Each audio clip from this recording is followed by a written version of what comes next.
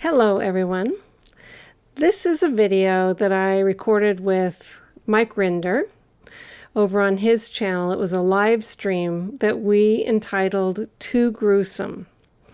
That's because we took up the subject of what Scientology does to get compliance and deal with non-compliance.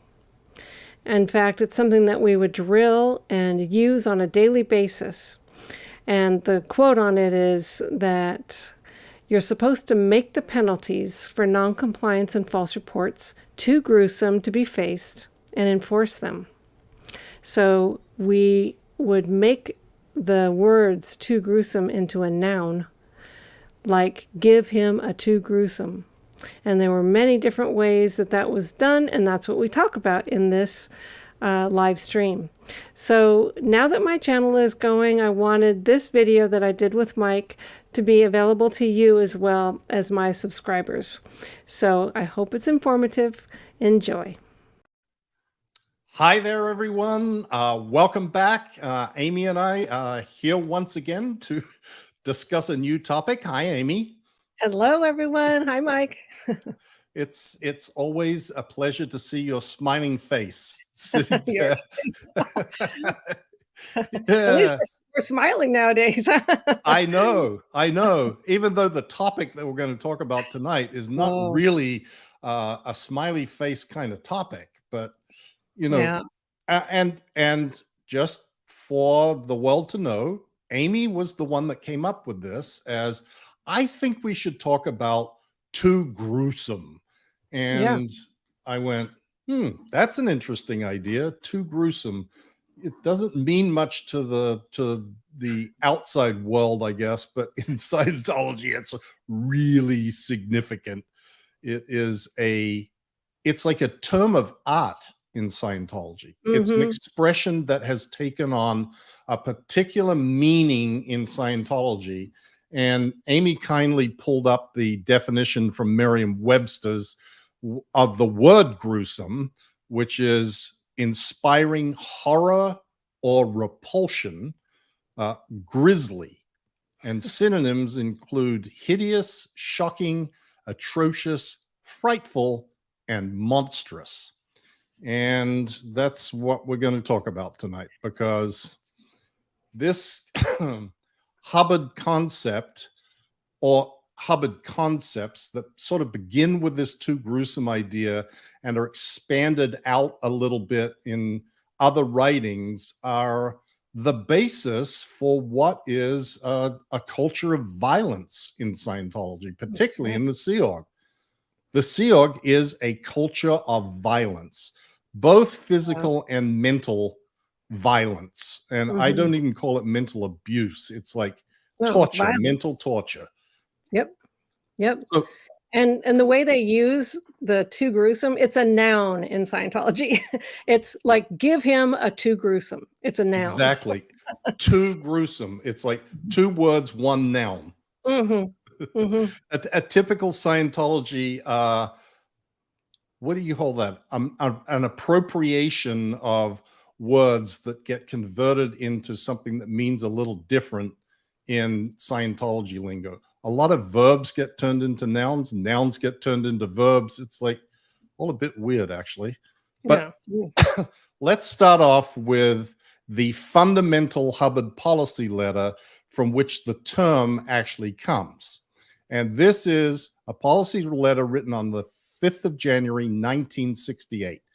You can see down here, it says, therefore, to remedy this situation when things aren't going well, executives are being overloaded by their juniors, blah, blah, blah, blah.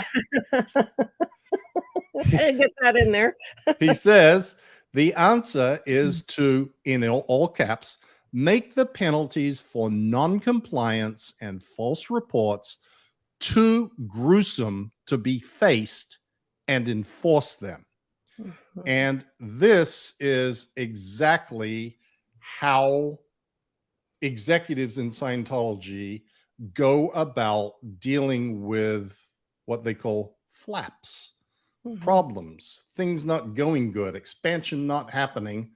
It's always the fault of someone, and that someone is always someone junior to you.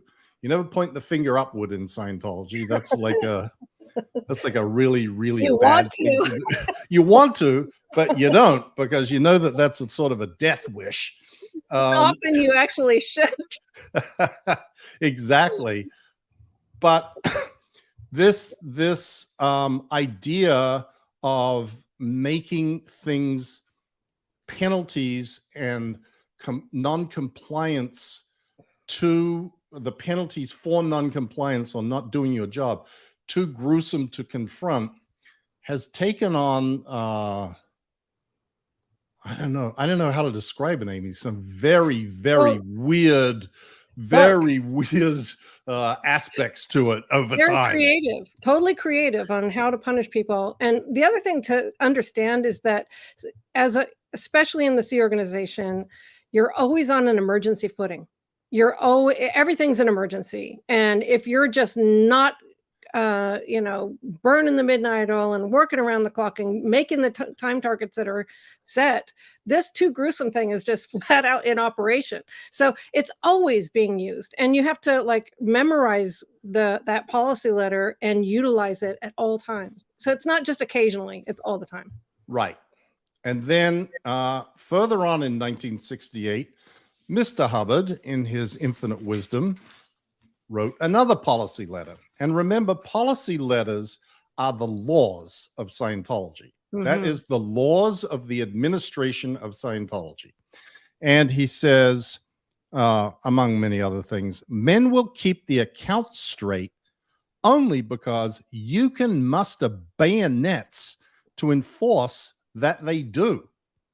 And as an executive, you get compliance because you have ethics presence and persistence and can get mad.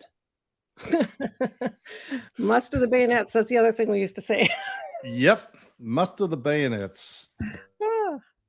People need to be prodded, and you can't just do your job. It has to be nonstop.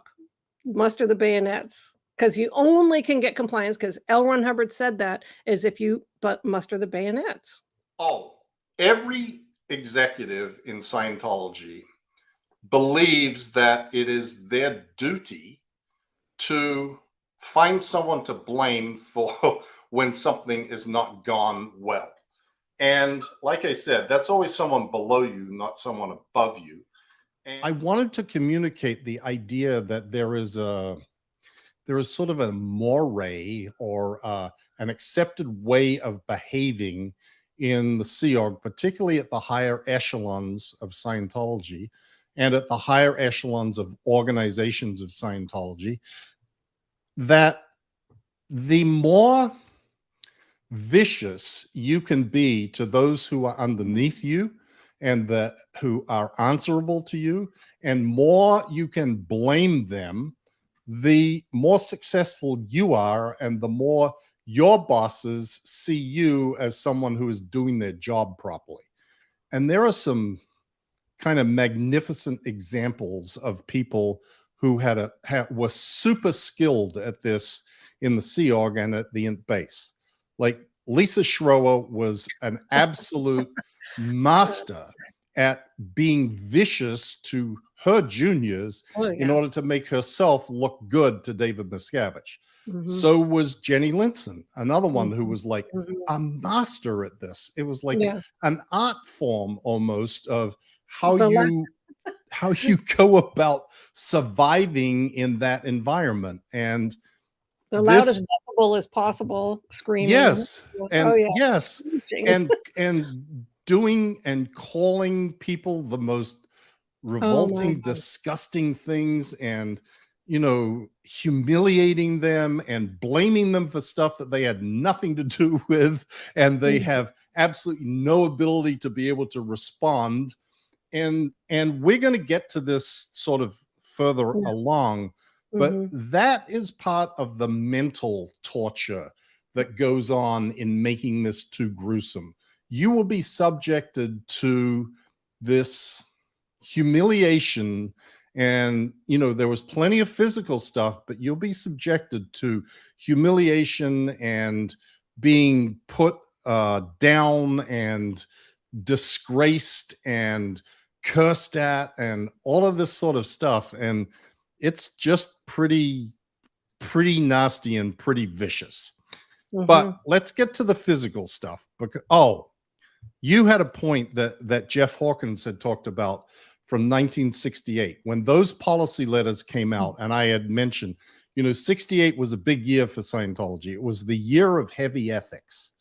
It really was. There were a lot of things that happened that we're not going to go into all the details about, but 1968 started a sort of a kick from Hubbard on the Apollo that filtered its way down through these policy letters. But on the Apollo, you pulled up a quote, Amy, that Jeff wrote on his blog.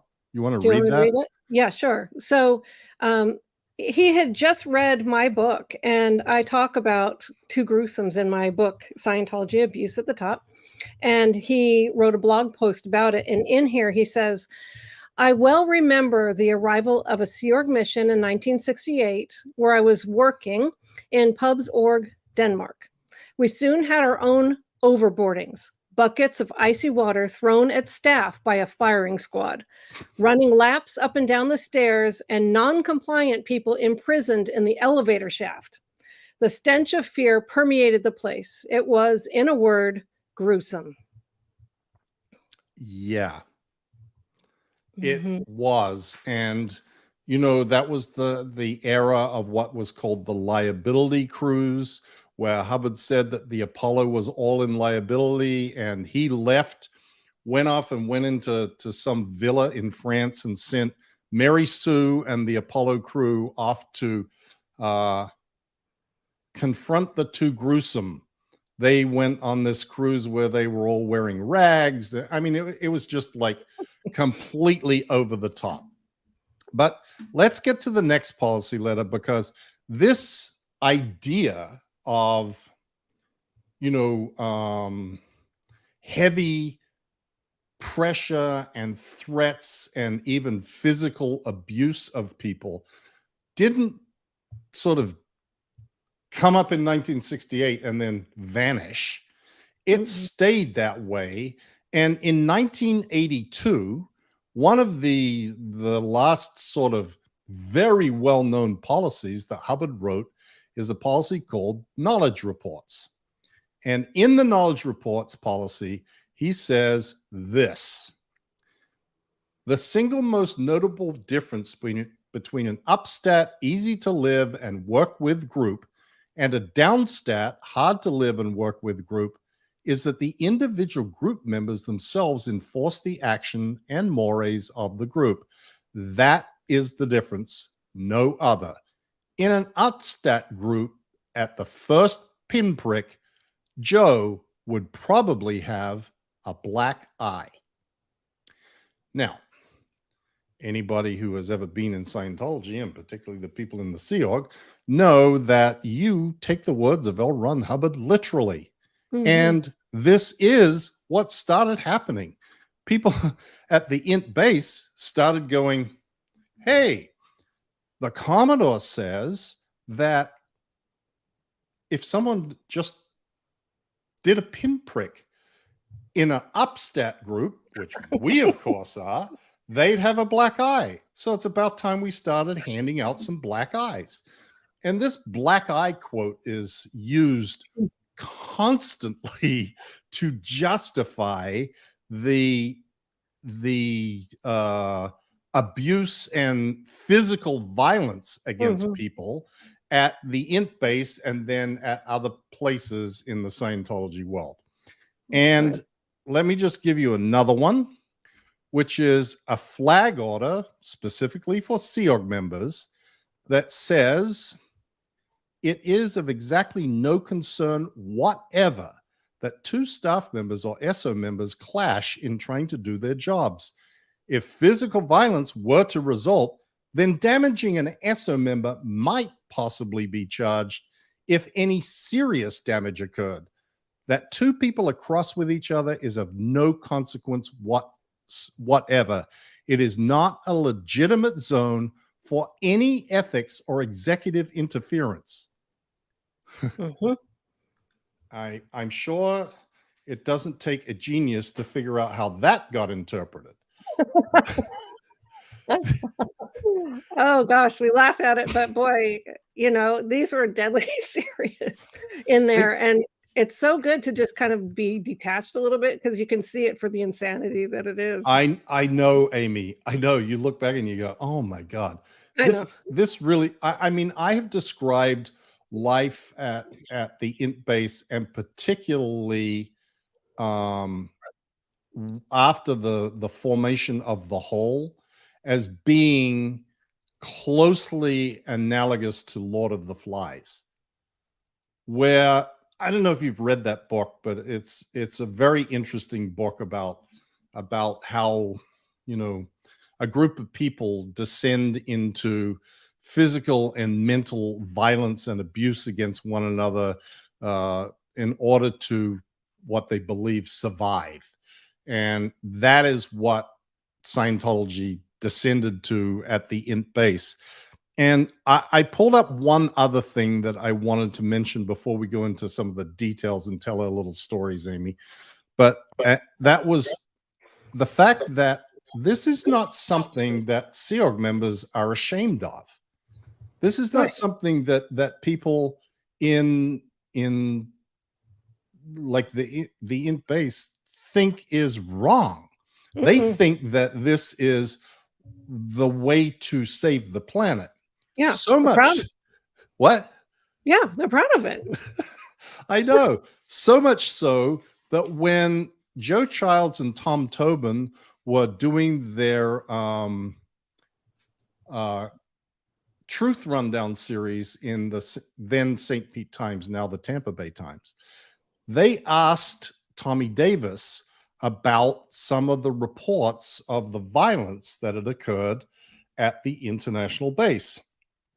And they quote Tommy Davis in their article as saying, church spokesmen confirmed that managers are ordered into pools and assembled for group confessions. It's part of the, quote, ecclesiastical justice, unquote, system the church imposes on poor performers.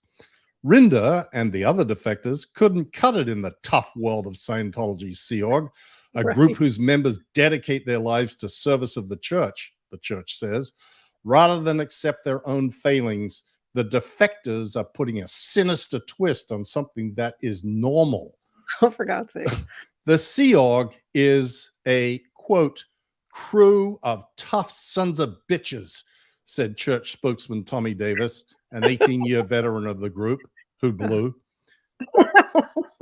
Quote, the Sea Org is not a democracy. The members of it agree with a man named L. Ron Hubbard. They abide by his policies, and we follow it to the T, to the letter, to the punctuation marks. And if you disagree with that and you don't like it, you don't belong, then you leave. Old tough man Tommy, who left several times and eventually left altogether, but is too cowardly to talk about what actually happened there, and still continues to toe the party line for Scientology, supporting and defending Scientology. What a wuss. What an absolute wuss that guy is. The letter to the T, see, they're like very proud of it. So if he says, black eye, that means black eye. Yes. That's what I was saying, Amy. And that's why I thought that quote was so great, because it's not you and me saying it. This is the spokesperson for Scientology telling the media, oh yeah, we just do exactly what it says. Yeah, we do overboards. We throw people into cesspools. Yep. So you made a bit of a list that I added to, where we were just going to tell people about what some of these Too Gruesomes were at the Int Base. And there's some pretty fun ones in here. I mean, this will give you a little bit of an idea, but like I'll tell you one. I was on the Rehabilitation Project Force, RPF, at the Int Base, and this was 1984. And all we were doing was working around the clock trying to build the house for L. Ron Hubbard and never sleeping. And so I was the deputy bosun in charge of the decks, whatever. Anyway, hate to get into all that because it's stupid anyway. But I was in charge of half of the production, and then other people were, responsible for certain parts of the production. And the person named Wendell was on the RPF with me. And after like so many days of being up, he gave me a back rub during a production meeting. Okay, so word of this somehow got to Miscavige, probably because maybe he confessed that he had thoughts about me or something. I don't know, but somehow, and he was under a microscope because he had just got busted to the rehabilitation project force from the international finance director. So he was being watched. So word got to Miscavige, and then all of a sudden, Wendell and I are assigned to this leach field on the property that was basically a lake, because the septic tank was broken and it was all backed up. And so the order was for us to drain it, dig it up, and white glove it. So he and I are out there with buckets and trying to drain this entire lake. And we got the stupid thing dug up. But that was just an example of we need a Too Gruesome. And another one that I was going to tell you is another time I was on the rehabilitation project force, on the RPF's RPF, which when you get in trouble when you're on the RPF, you go to the RPF, and it's like a mandatory 2 weeks of punishment and all this. So out at Happy Valley, they had a huge garbage dump, and it was, instead of taking everything to the garbage dump for like 2 years, it accumulated into a mountain. I mean, it was a mountain of garbage, and it was mainly galley stuff. So it was rotten, infested, maggot-filled, slimy, wet, broken bags of garbage, a mountain of it. And so me and another guy, Damien, had to load up dump trucks, and then somebody was taking it down to the actual dump. And so this guy, the guy that I did it with, was such a jerk. He was flinging those bags that were opening as he was flinging them, and the juice is just oh God. Oh God. I said, it's hell on earth. I'm freaking in it right now. I mean, we're up to our knees calling this stuff. Anyway, so that was another one. And another thing that they did at the base a lot, whenever for non-compliance or whatever, was throwing people into the lake. And it had leeches, and it wasn't clean, and it had bottle caps on the bottom and things like that. I once sadly ordered my junior to get thrown in the lake. It was the one and only time I did it, and she came back with a cut foot because and you're in your uniform, but she took her shoes off. Should have kept her shoes on. No, and she cut her Laurence. She was my a lot of people kept their shoes on, Amy, but the problem with keeping your shoes on was that you only had one pair of shoes. And so you're waterlogged. Now you got these waterlogged shoes and socks that you're wandering around in to go with your waterlogged pants and your waterlogged shirt. And, a lot of this happened in the wintertime, and everybody thinks that this is the desert, and, gold is described as being in the desert. And it is very hot there in the summertime. It's like 110 degrees some days. Yeah. Mm-hmm. But in the wintertime, it freezes sometimes. Yeah. It's like high altitude, high desert, not down by the seaside where it stays, 50 or 60. Mm-hmm. It can get really cold. You come out in the morning, the entire grounds are covered in frost, and you're getting thrown in the pool in the lake at midnight. Yeah. It's not a pleasant experience, I promise you. No, you can't see. It's pretty shitty. And this is and it is accompanied by this statement that Hubbard made when he began overboarding people on the Apollo, which is where this came from. They would have their hands tied with, they weren't like tied in handcuffs. They were tied in a thing that you're supposed to be able to untie relatively easily, but they'd have their hands tied and literally be thrown overboard. And there was some little saying that went along, commit your sins to the deep sins to the deep and rise a better Thetan. A better person. Yeah. Yeah. I had a friend who told me that because wherever they were in the Sea Org, they didn't have a body of water, like to get thrown overboard in the ship or a pond or a lake or mud puddle. So they used a toilet. They actually pushed their head into the toilet and said, cast your sins deep and come up a better person. So they think they're applying the policy by doing that. Oh, that is so funny. And you talked about the septic pond. Do you know when I was the COCMO Int, Miscavige ordered the entirety of CMO Int to go to the sewage retention pond, which is slightly different, but it was that big, dry, square place where the raw sewage would just get pumped out, like out on the back of the property. By the castle or something? But beyond the castle, yeah. Over further out beyond the castle. It was just that big flat area, and it would just spray the old sewage water out there. It would evaporate and eventually dry out. He told us to go out there and clean out the retention pond. The retention pond was like 100 yards square with our hands for absolutely no purpose. I mean, there was no use to it. No, it's a Too Gruesome. Yes, that's exactly what it is. No purpose at all. I didn't need a white glove, a septic tank. Come on. No purpose. Exactly what it was. Like, I have had to dig ditches to nowhere. Like, just for the sake of digging a ditch. Like, not because it had any purpose. No pipe was laid in it. Later on, I had to go back and fill it back in. That was the Too Gruesome. And, he had people like breaking bricks or something, just pounding and breaking bricks. I mean, no reason, just to wear you out and to, degrade you.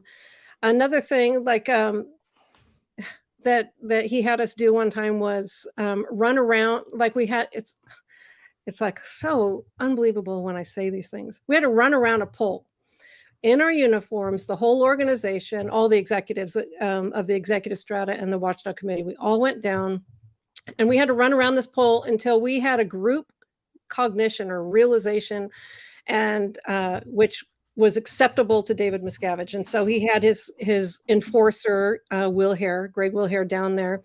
And we were just running around this thing. But we were supposed to be silent, but meantime, we're supposed to have a group cognition. How's that work? So I was like quietly going around like, hey, maybe we should like make something up. And so John Harwich became kind of our spokesperson. And so he he went and talked to Greg Wilhair, and he came back, and I said, well, what'd you tell him that we realized? He goes, I told him we didn't realize nothing. This is bullshit. That's so typical of John. You're gonna do this for hours more, Yeah, he goes, I realized nothing. Well, that running around the pole had come from originally, I can't remember if it was really Janice or David Mayo that were the start of the running program, one or the other. I always thought it was Mayo, but Janice told me when I saw her, I was the first person that LRH ordered to run around a tree. I think it was a tree from Mayo, and he basically said, until you can't see the top of his head, like just keep going and going. He did wear a puff, but that is what they now sell to Scientology parishioners as the cause resurgence rundown. You pay $5,000 to run around in circles and run around a pole until you have a realization. And then when you're done with it, a couple of months later, you can come back and do it again. Have another realization. You can, as long as you got your $5,000, you can just keep running around in circles. I did that stupid thing, and I kept trying to guess. And like, okay, so this is my realization. What am I supposed to say?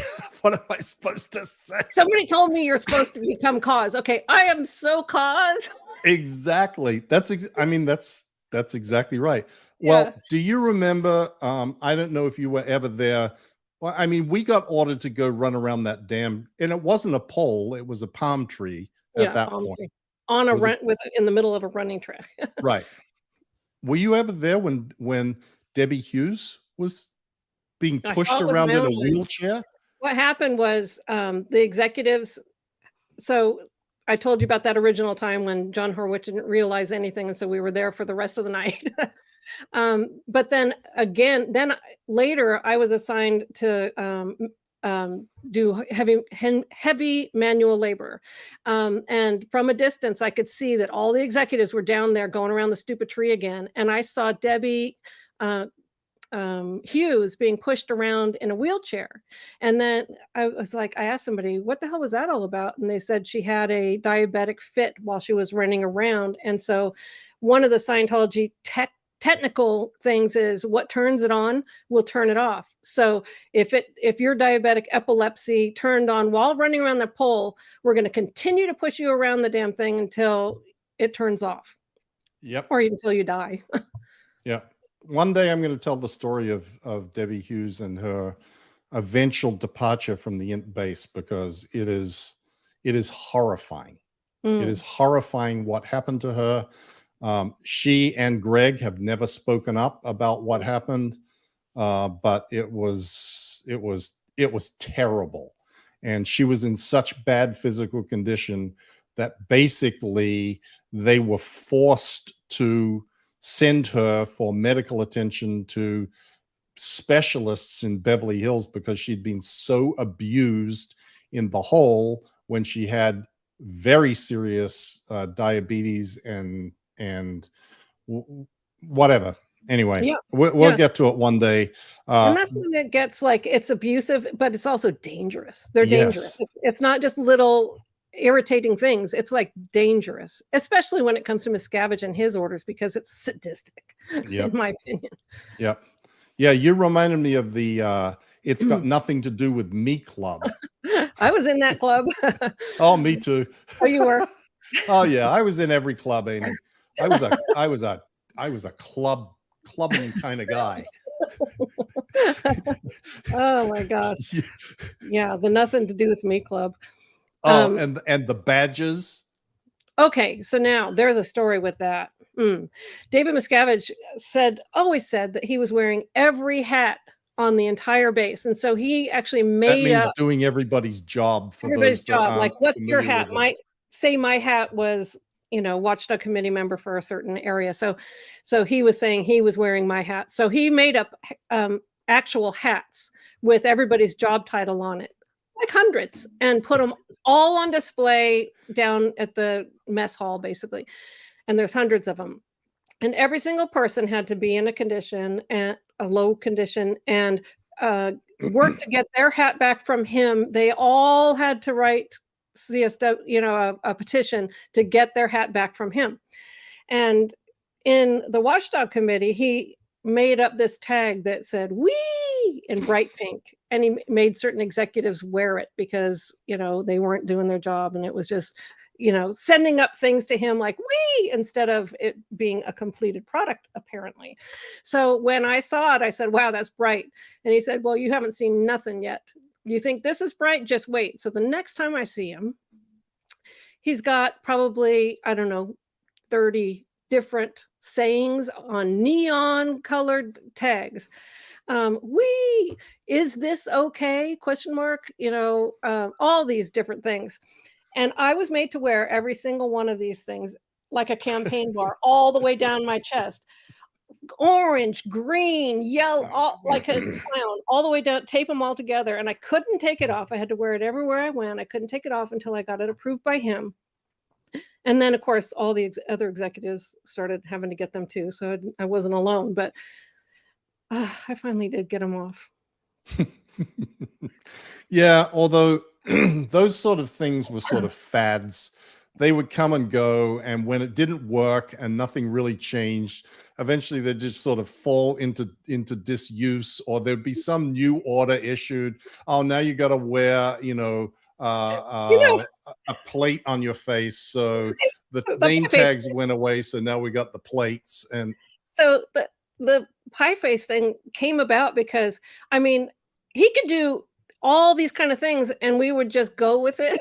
We were so numb to his things, and no matter how much he ratcheted it up, we were like, it's like a frog in hot water. It can just get hotter and hotter and hotter, and we're just like, and so that's why he called us pie faces, because we just had like no reaction.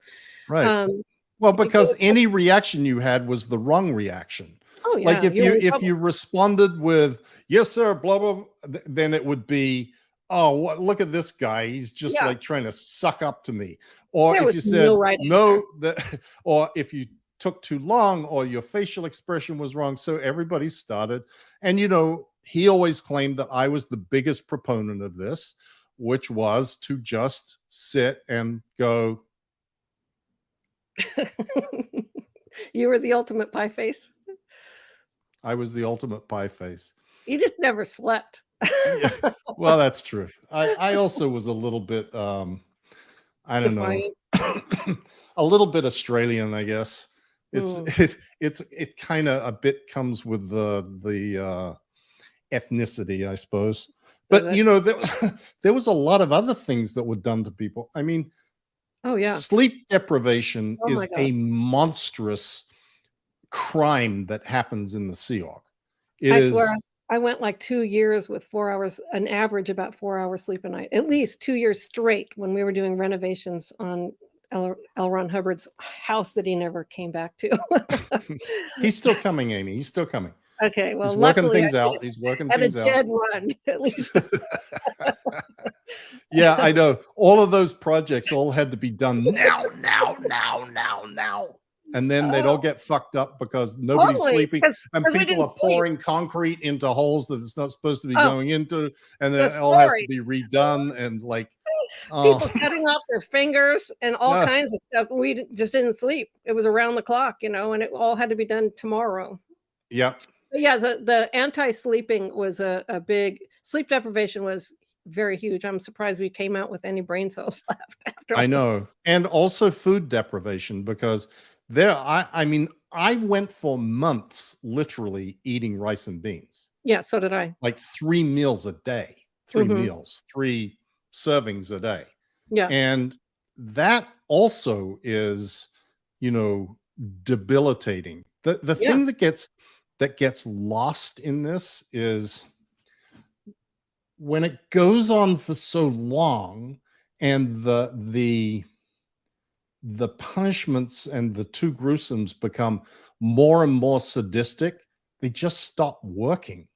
It just, and then that creates even more frustration. And then, like, I got sent to go live in a pup tent on the golf course with Wendell, Jaeger, Heber, and Guillaume.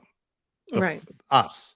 And when we didn't respond, and Miscavige took us out there in the middle of the night and said, you're getting picked up by a bus tomorrow and you'll be dropped off somewhere. You can go fend for yourselves. You're out of the Sea Org.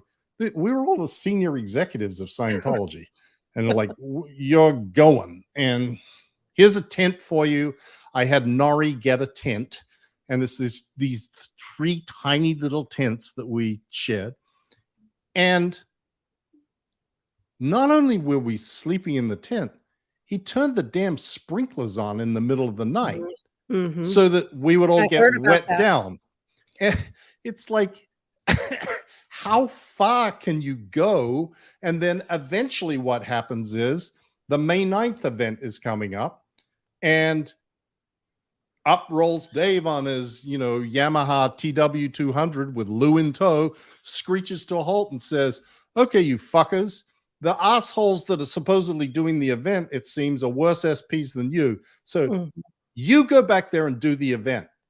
2 days later, we're dressed up in tuxedos, standing in Ruth Eckerd Hall, delivering speeches for May 9th. This is how utterly insane this world is. And like you said, Amy, we just sort of accepted it. Like, somehow or another, it's going to be better tomorrow or next week, or there's always this hope that something is going to change. Yeah, like this is a temporary insanity, and the overall purpose is senior to that. So you're tough sons of bitches, like Tommy says. Right. Yeah. But there's other things. Yeah, go ahead. Oh, I was just gonna take up several other things that would be done, but that's like secret. Yeah, no meals, no birthing. There was this thing called the team share system at the Int Base, which is, are you kidding me? This was Elwood Hubbard who wrote this. Yes. Which you would get a series of 5 cards, and then if you messed up, you would get a card pulled. Okay, so then it was just flipping cards all over the place, and your cards were like a social card, a chow card, a birthing card, and things like that. So pay card. Yeah, there was a social card, which meant that you were able to attend events. There was a bonus card, which meant that theoretically you could get bonuses if they were ever paid. There was a pay card, a chow card for your food, and a birthing card that allowed you the right to sleep in a bed. That's right. But they could all be taken away from you. Yeah, they can be taken away from you. So if your chow card is pulled, you can only have rice and beans. And then if your birthing card is pulled, you have to sleep in the golf course, just out on where there's rattlesnakes out there. I'm sorry. I slept in really bad conditions. I mean, I slept in a high voltage room. I slept in this one electrical shack in a chair straight up because they didn't have any place for me to go. And I slept on the ice cold concrete floor I remember just crying. I was really tough, but it got to the point where it was just, my neck was so out that I was like walking like this. And this is what happens when you're in that kind of gross situation. But I wouldn't sleep on the golf course though, because of the rattlesnakes and spiders. Yeah. They weren't worse than what was going on back in the buildings. No, yeah. I probably should probably be better. But the other thing is, like, things like you would get assigned Too Gruesome, like scrub the dumpsters and the toilets with toothbrushes.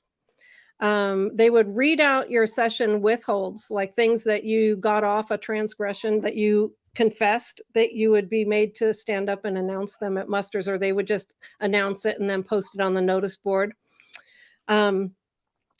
They would do, so there's this thing called a non-interpolation order, which could be issued on you if you, it's like an ethics gradient that if you upset somebody one more time, you could be declared a suppressive person. So,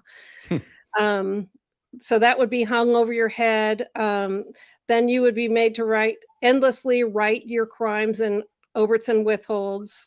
One time, I wasn't even over this sector anymore, which was Scientology sector, but I had been previously, and the Tampa org didn't pay their rent, and it was $5,000, and it flapped up to international management that they did not pay their rent, and so Miscavige ordered that I pay $5,000. Okay, on my $11.25 a week. I didn't have that money, so.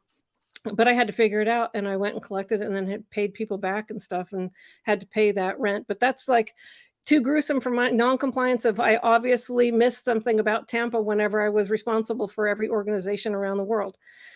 And let's see what else. One time we were in a meeting. This is a too gruesome, where Mark Yeager, who was the commanding officer of CMO International, Watchdog Committee chairman, and all the Watchdog Committee was there, and we were in a meeting with David Miscavige, which was routine. David Miscavige ordered it's the deputy commanding officer for internal, her name was Astra, to go get a buzzer, like a hair buzzer. And she did. And then he said, shave off Mark Yeager's head. So we're all sitting there in this meeting. She plugs this buzzer in and then starts zipping all of his hair off in the middle of the meeting. I mean, we're all sitting there kind of like horrified. He better not come around to me next, because I swear to God, I don't know what I'm going to do, but I mean, And Jaeger says the reason that Astra was selected was not just because she was his direct junior, but because her parents owned a hairdressing salon in London. Right. And Oh, were is that right? famous Scientology, quote, celebrity hairdressers. Astra subsequently, just like Tommy Davis, left the Sea Org and has never spoken a word about the things that she witnessed. She is another one in the hall of shame of ex-Sea Org members who don't have the courage to speak up about what they have witnessed and help prevent other people from having to suffer what they suffered themselves. Yeah. Another thing that was routine in the Sea Org is if you got an inspection of your berthing and it wasn't a pass, you could get assigned to what they called pig's berthing. And that would be a room that had no air conditioning, no carpeting, mold on the walls, just a decrepit piece of crap. Or with a bunch of other people, no mattress or whatever, and you get stuck in pig's berthing until you can turn that place into something and get a pass and then go back into your own room. But that's another just too gruesome. There's so many. There's just so many. You kindly pulled this testimony from Debbie Cook from yes, the court case. And I just want to cover that because this is not just me and Amy telling war stories. This is testimony that happened under oath in a court case in Texas where Scientology tried to sue Debbie and her husband Wayne. Debbie Cook was formerly the head of the Flag Service Organization, the largest Scientology organization on earth. She was a much loved and revered head of that organization for nearly 20 years. And she got sick and tired of what was going on. She was brought to the Int Base. There's a long story of people who've been brought to the international base by Miscavige as the great saviors who are going to come. And pretty soon they end up like everybody else that was at the Int Base in the hole, which is where Debbie ended up. And she had a little more integrity than some of the other people there. Miscavige was constantly claiming that Mark Jaeger and Guillaume Leserve, the commanding officer of CMO International and the executive director International, two of the two most senior people in the Church of Scientology International, were engaged in homosexual relations constantly. I mean, he brought this up like, I don't know what, once a week, Amy, or more. Every time there's a meeting, he's making all these vulgar comments about wipe the cum off your lips from Guillaume's dick being in your mouth, and like just disgusting, grotesque stuff. You just can't even imagine how disgusting and vile. Yeah, that was the every meeting. Nice version of we won't even say the stuff that he said because it's just disgusting. Right. But he walked into the room and he said, "You guys are going to get to the bottom of this once and for all in the hole," and pointed to all the crowd and said, "You better beat the shit out of these guys and get them to confess. And I'll be back and I want to hear."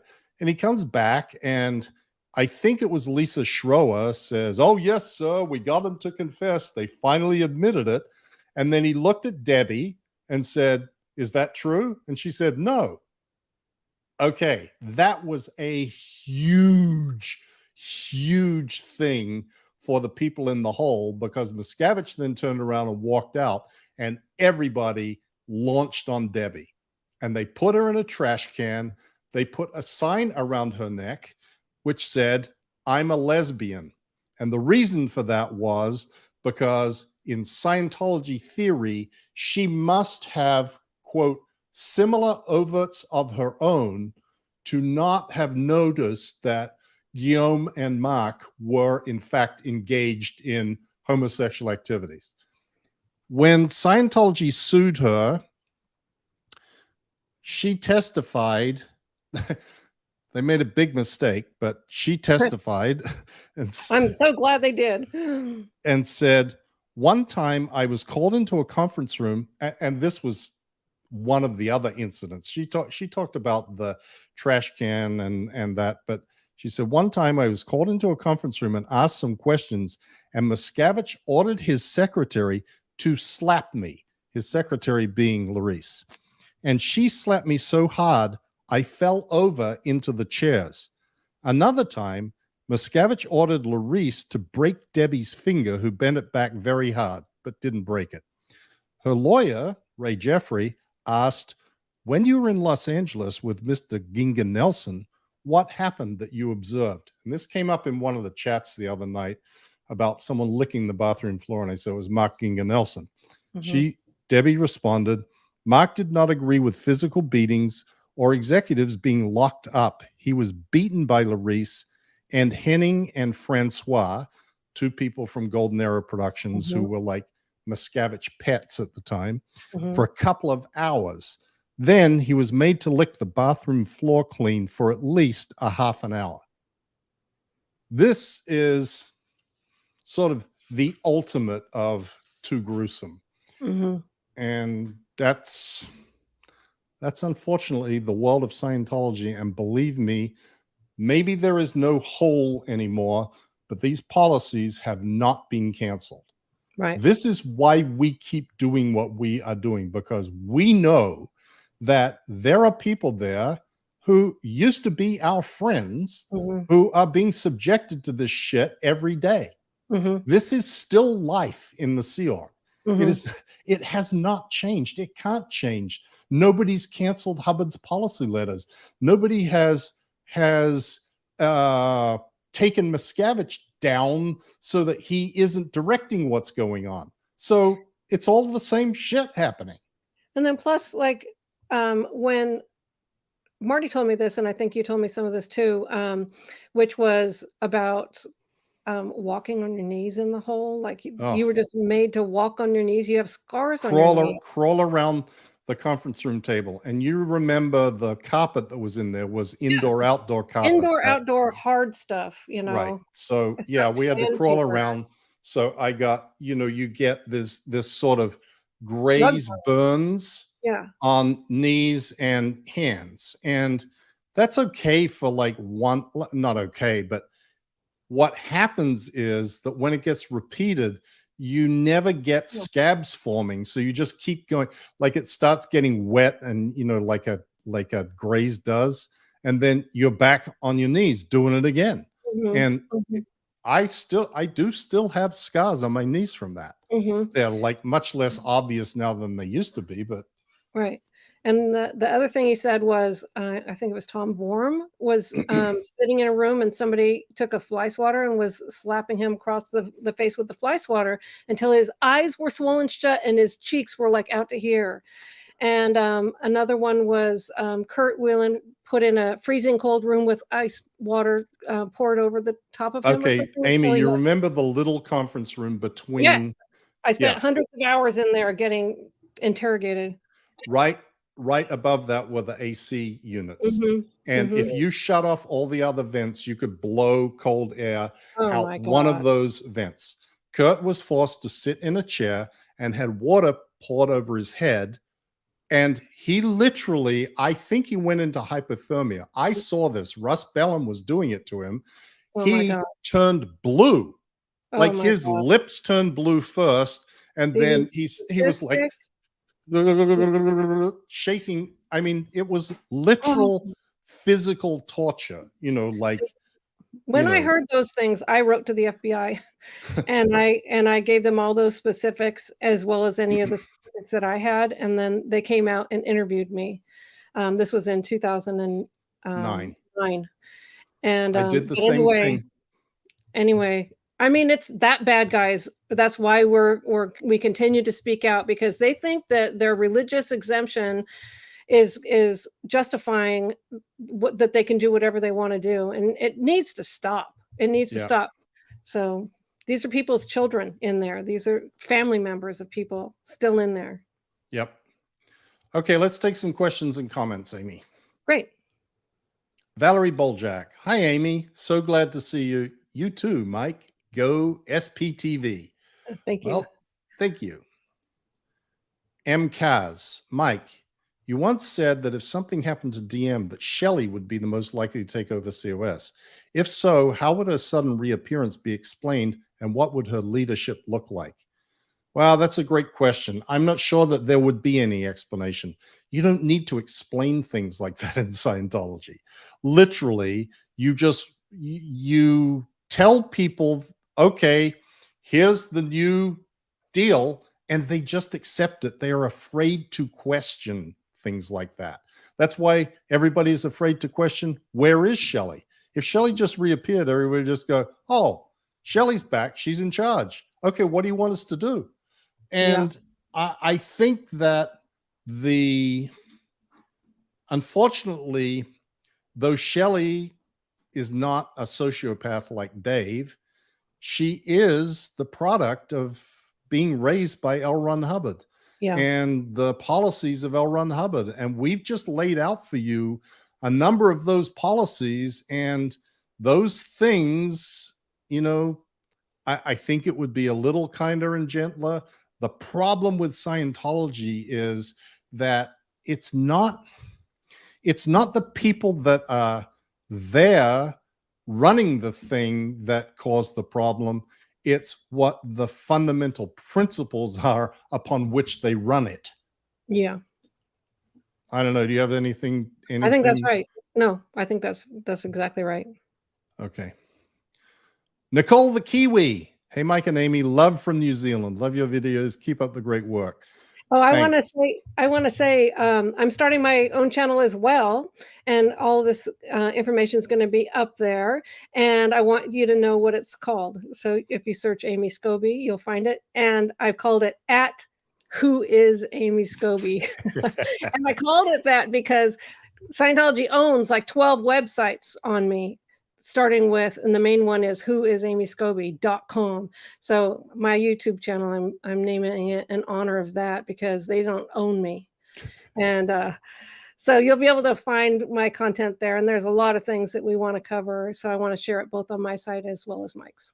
Yeah, Amy and I will probably start doing simulcasts. Yeah. Next, once I figure out how to do it, because right now Aaron and Mark are the ones that sort of organize that for us, but I'll figure it out, and Amy and I, because we figured that we're a pretty good team because we have such a history together of similar experiences and knowledge, and we kind of play off one another pretty well. So that's our thinking, at least. You can tell us if we're wrong. 1968, the year of overboarding and chain locker. Great job, you two. Thanks, Deanna. Appreciate you coming along here. Danny I. Amy, were you in Florida when Challenger happened? I was in California. Yeah. Him at base. Kathleen Gleaves, super sticker. Thank you, Kathleen. Lisa Robinson, did LRH have policy letters for everything? Yes. I think that's very exactly. True. Down to how to wash windows, how to serve Coke, how to cook a steak, how to write invoices, how to wash cars, everything. It was everything. And if there wasn't a policy letter for it, there was an advice. It was an advice. Yeah. That was the secret communications that went only to international management or author services or one of the other senior organizations. Didn't have his name on it. Didn't have his name. It had a star. Signed with an asterisk. Yeah. Okay, Kelly M. Every time I drive by Gold Base, I live very close to Hammett, I yell, "Free Shelley," and flip off the cameras. Love the FCTV crew and keep up the good work. You too, Kelly. Keep up the good work. Okay, Kelly Copter. Looking forward to reading your book. Okay, good. Glad to see you both streaming again. Thank you for all the work that you do, XX. Thank you. Yeah, Amy is getting her book reprinted. Yes. Just so everybody knows, so you'll be able to order a hardback again. It's going to actually I mean a printed copy again. Yeah, it'll be soft. Copy. I think I'm going to do paperback, but we'll see. Calico 26. Has there ever been a policy letter that is so out there that even Sea Org members don't follow? Is that even allowed? Any examples? Well, there's one that I can think of, and it's probably the last issue that Hubbard ever issued, and it's called Pain and Sex. I don't think that there are a whole lot of SIOG members that follow that, because it basically says sex is no good. Sex is just a form of dramatizing being punished. I don't know. What do you think, Amy? That was a stupid issue. That's why I said it. Yeah, no one kind of like brings it. I mean, sometimes I guess you would bring it up if something was going on with the individual or whatever, but we really just didn't even, that was too out there. Right. Okay, John, do you know if DM ever assaulted Tommy Davis? Yes. Nobody around DM that was in the sort of inner circle avoided being assaulted. Love you, Tuba. What exactly do Scientologists think they're going to save? They are doing to save the planet? Has anyone noticed that after decades, nothing has changed? That's a great question. This cognitive dissonance in Scientology is pretty outrageous. Forget about what they think they're doing to save the planet, because that's kind of easier to fudge in some ways. They show these videos of, oh, we're out here educating people in Africa and we're saving this. But they're all staged. What they can't really deal with is every person who went into a Scientology org.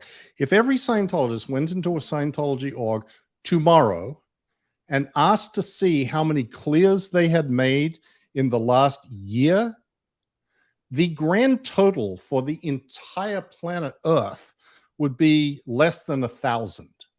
Oh my God, way less. Yeah, I'm just being like really grandly over the top here, Amy. And I keep pointing this out on my blog. They claim that they are clearing the planet. There are 1,000 new people born every second. I mean, it's less than walking around a Walmart center right now down the street. Because they think that saving the planet means clearing the planet. So they are not even, they're going backwards. I've pointed this out many times. They were closer to clearing the planet in 1950 than they are now, because there was only 2.5 billion people left to go in 1950. Now there's 8. Yeah. Sorry. Marilyn. Hi, Marilyn. Hi, Mike and Amy. Thank you for exposing these brutal policies and practices. If they lose their tax exemption, will they still have religious protection in the courts, or can these policies be exposed? I've described this a couple of times, Marilyn. It's a little complicated in the United States. The only government agency that issues any sort of religious, quote, recognition in the US is the IRS, because it's basically precluded by the First Amendment from government entangling itself in the activities of religion, and thus they can't. You can't really have government agencies saying this is or this isn't a valid religion. What you can have is the IRS saying you do or you don't qualify for tax exemption. That doesn't exactly say that you're a religion. You can not qualify for tax exempt status and be a religion, because you don't meet the criteria that the IRS have laid out. On the other side of that equation is, once you have been granted religious tax exemption by the IRS, it is sort of presumed by the courts that you are entitled to the protection under the First Amendment. So yes, they would still theoretically have religious protection in the courts, but it's going to be a lot harder to convince people that that's the case, and particularly when they have to be transparent about their finances and everybody finds out how much money they spend hiring private investigators, creating smear sites, and generally attacking their enemies. Yeah. Mark Fisher. Hey, Mark. Hey, Mark. When do you recall the crazy ridicule started getting out of hand? Any event that caused it over the top? The flood was it for me. Oh my gosh. What year was that? Was that 99 or 2000? Wasn't No, 2000. it was before that. Yeah. I wish Mark could just like quickly type, Answer. because what I recall, the thing in my world that went like put things completely over the top was Miscavige being pulled into the Lisa McPherson case. And then he was out in LA for the millennial event in December of 1999. And he started absolutely losing it out there. Marty and I were left in Tampa, having to call him up and tell him you're in the suit. And he started going absolutely nuts on people in LA. But Janice just sent me a message saying flood, August 1990. Okay, so that was way before then, obviously. But in my world, in the OSA world, it started going absolutely nuts then. Yeah. Oh, God. 1990 for the base was like such an incident. With the flood, because that's when you knew that David Miscavige was a psychotic, raving madman. Right. Because nobody created the flood. I mean, it rained and it washed mud down the hill. So now we are all in confusion. You know, missions were fired to put us, like, if you were late for 1 second, you were sent to the rehabilitation project force. I mean, it was just intense, disgusting times. And it was that really went over the top, crazy. But you know, when it got really bad was after the IRS tax exempt status. That's when the way he treated us. I remember I was at Celebrity Center, and it was after the IRS recognition event in October. And I set up all of Celebrity Center, a beautiful event. And he came in and I said, I'm so glad that you could come. And he pushed me away and he said, you just want to get rid of me. And I thought, yeah, kind of. No, I didn't. Yeah, kind of. Yes, you know, I set up this whole entire thing, and I was trying to be gracious, and he's just got the biggest, fattest chip on his shoulder. It's disgusting. Yep. Thanks, Mark. That was great. Nice to see you. Cat down the road. Hi, guys. Isn't Pie Face just TR0 though? I thought it was. Without flinching. Yep. Yeah, but he's saying such outrageous things. He's trying to get a reaction. He wants a reaction. My TRs were in. Yes. Summer Sun, super sticker. Thanks, Summer. Valerie, sleep deprivation is considered torture under the Geneva Conventions. That is exactly true. And it is, sleep deprivation is a major element in brainwashing. Yeah.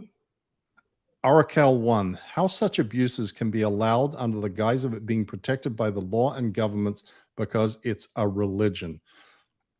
I couldn't agree with you more. It's insane. It's what we're fighting. And look, Amy and I are not the only people that have spoken about this. Every single person who has left the international base who has been willing to speak, and that's not every single person, as I said, there are a bunch of wusses out there that won't speak, have told exactly the same story, from Jeff Hawkins to Tom DeVock to John Brousseau to us to the Headleys. I mean, Mark Fisher, Janice Grady, Mark Fisher, Janice, so many, Tori Magoo, everybody. So, okay. Fifi Tinkerbell, I have epilepsy. DM is a sick in the head. Yeah. It's true. I know. Calico, I've seen Astra on Mark Bunker's channel. Not the same Astra. No, different. That was Astra Woodcraft on yes. Bunkers. Astra Woodcraft, another one who spoke out very early. But it was Astra Parcell is who was the internal person. She has another name now.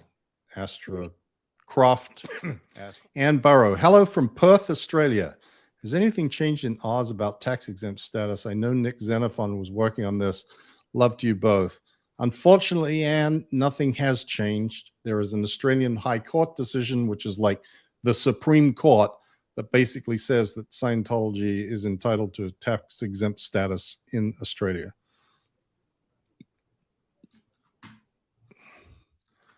Okay, Jackie G. Amy, what was the final straw that made you say, I have to get out now? Jackie. I know who this is. She's my friend. So what the final straw was, I was in an ethics handling for my 800 billionth time. And this time I realized that what I was doing is rationalizing insanities. And as soon as I realized that, my brain stopped rationalizing, like the beatings and everything like that. I used to think, okay, well, he's got everything on his plate. That person deserved it. Too gruesome is a policy. Knowledge reports, black guy is a policy, all this stuff. And instead, when I realized I'm rationalizing actual insanities, my brain stopped doing it. And now I'm going, I don't agree with this. And then I became defiant, and then they sent me to the Rehabilitation Project Force, and then I met my husband, Matt Pesh, there, and we decided to get the hell out of Dodge. Excellent. Yeah. Great answer. All right. H4M Street Team. I know you laugh a lot, but retelling these stories must give you guys nightmares. Please know you are truly making a difference. Keep talking. Well, thank you. Honestly, it does not give me nightmares. It's somewhat, it's always somewhat cathartic to recount, like when we're not on doing YouTube, and Amy and Matt and Christy and I and whoever our buddies are around here get to sit down and chat amongst ourselves. It's generally very, very healthy. It's not my favorite thing to do. Well, maybe not quite. But I'm kidding. The thing with you guys is, but I still, like last night I had a dream, and Jenny DeVault was in it. Why is she always appearing in my dreams? Because she's a bitch. But she's a screaming shrew. That's what they called her when she came to the parking lot. Jenny, the original order on the running program was to have John Nelson and myself get out and run. The order was sent to David Mayo, who showed the order to me. At this point, there was no pole nor tree. A month or so later, when David Mayo was busted, the tree and then pole was added to the program. Thank you, Janice. Janice is an encyclopedic wealth of information about the Sea Org. She also has 2 books called Commodore's Messenger, Volume 1 and Volume 2, that are the encyclopedic reference of the history of the Sea Organization. So and if you ever know anything, go to Janice's book. And she did a great interview on Erin's channel when she was here in Florida visiting. And I mean, I've known Janice for years and years and years and years, and I learned some really fun things from that interview. N8 Gaming question: do they currently allow Sea Org members to carry smartphones? Probably not. I don't know. Probably not. Maybe a few do. Like when I was the CO OSA, I had 2 BlackBerry phones because I had to be able to text back and forth to Mr. Mickiewicz at a moment's notice to inform him about what was going on. But that I was a rarity for sure. Yeah, I never had one. Laurie Plays. Happy belated birthday, Mike. Amy, happy to see you streaming, and I'm especially happy you didn't give up on faith. Love to Mike and my sister, Amy. Thank you, Laurie. Beautiful. Thank you so much. Okay. Carol Green. How do you think LRH would like how DM has ran Scientology? Joy watching SPTV. Keep up the great work. I think that he would be infuriated by how much external influences there are in Scientology today. I keep bringing this up on my blog about Hubbard rolling in his grave when you see events at the Flag land base that are being promoted by the Sea Org for public FSMs to come and do events to reg people at Flag or take their money.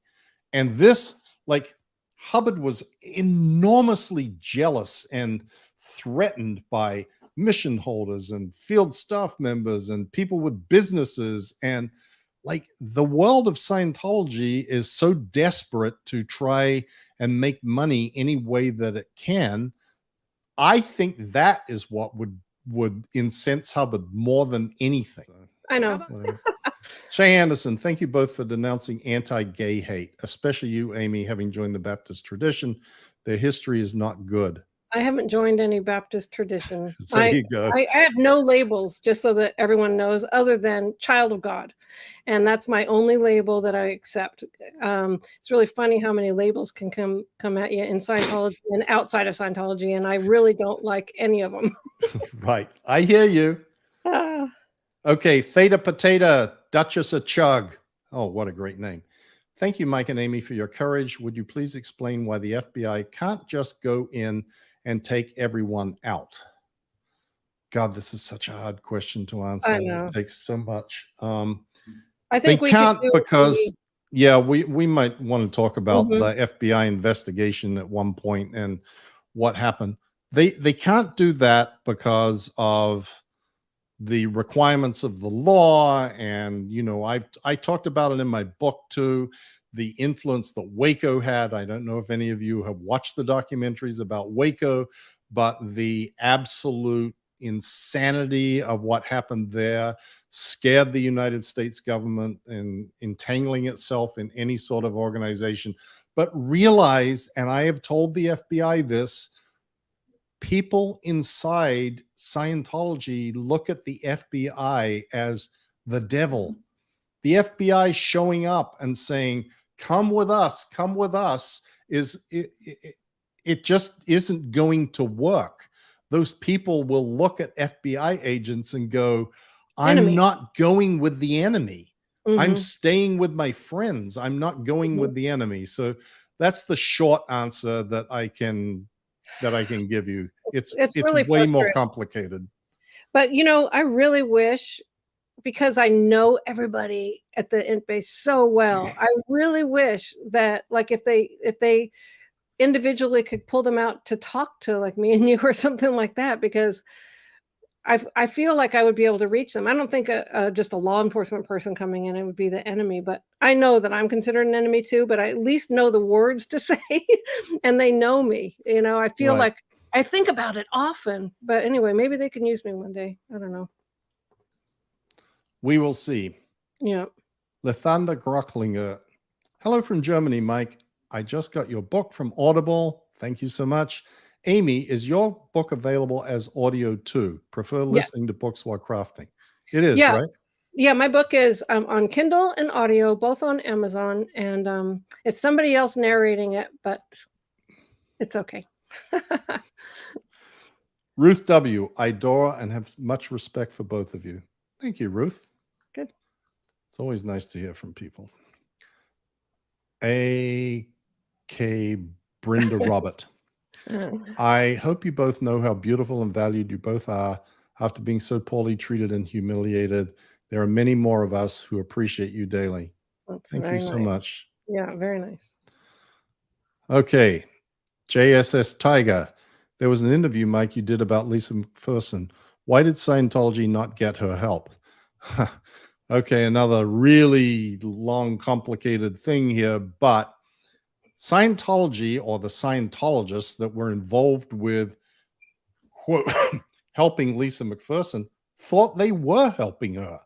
That's really the biggest problem with the Lisa McPherson matter, is that those poor women who thought that they were nursing her back to good health, both physically and mentally, by applying the principles of L. Ron Hubbard in the introspection rundown, were doing the exact opposite. But they couldn't see it because Ron said that this is what you're supposed to do. So if Ron says this is what you're supposed to do, you just keep doing it no matter how bad things are going. And that's like the tragedy of Scientology in a nutshell. That's another video, is type 3 watches. Type 3 is when somebody goes insane, and the way that they're treated. I mean, I've been sitting, you know, put outside people's doors to make sure that they don't go out. And a lot of people have, my husband has too. And it's just a standard thing that a procedure that you do, which they should have no right to do when people are not in their right minds. Yeah, well, as I wrote in my book, I was on the first watch, Bruce Welch. That's where the Oh, you introspection were. came from. That's where Mhm. the introspection rundown came from. I was newly on the Apollo, and so as the new guy, I got the short stick assignment, sitting outside Bruce Welch's cabin all night to make sure nobody made any noise. Yeah. Churzoxi. Hi, Mike and Amy. Do either of you know the little blonde girl in the Golden Age of Tech video doing the Tiaza metering demo? Wondering what happened to her. By the way, Amy, you rock. Do you know who that little girl is, Amy? I'm trying to think of the video. Karen Hollander's daughter. Oh, really? Yep. I think her name is Lauren. She has 2 daughters. One is Lauren. And I think it was the younger one of the two. And I don't know where she is. I would love to talk to her. They left the Sea Org a while ago, a long time ago. So, yep. Yeah. Yeah, that's a great question. I didn't realize she was in that. That video was the video that said, oh, the new Golden Age of Tech and the Golden Age of Tech drills are so foolproof and so simple, even a child can do them. Oh gosh, you don't remember that video? I do remember that. I didn't know it was Karen Hollander's kid. Yeah, she was 11 years old. Yeah, I totally even remember. A child can do it. You can teach a child to be a perfect auditor now. Yeah, I remember that. Peace through cookies. M&A. Each truthful word you say equals chains breaking. Yes, and planting seeds, hopefully, and people who have family members in Scientology or have any sort of idea that they possibly would ever go into that organization. Yep. Last one. Amy, just finished your book. So good. Stayed up all night to read from first word to the last. Oh my gosh. Wow. There you go, Amy. That's my story and I'm sticking to it. There you go. That's great. Well, thank you everybody for sticking with us for an hour and a half or more. And thank you for all your questions. We try to not just go to, super stickers and super chats, but put in some other stuff as well. And we enjoy the interaction. We enjoy hearing from people what you are interested in, hearing from you what you think is important, what you find useful and beneficial. And we will continue doing this for as long as we have a breath left, or until the organization of Scientology has no breath left. One way or the other, we're not going anywhere. And SPTV is taking off, and there's some really fascinating news coming up on that front. In addition to Amy starting her own channel now, but there is more news coming up on that front, and SPTV is becoming a real thing. I'm telling you. So thank you, Amy, for joining me once again. Of course. Thank you, everybody, for watching. We will announce when our next episode is going to be. Not sure when, but we'll let you know and what topic we're going to cover. Bye.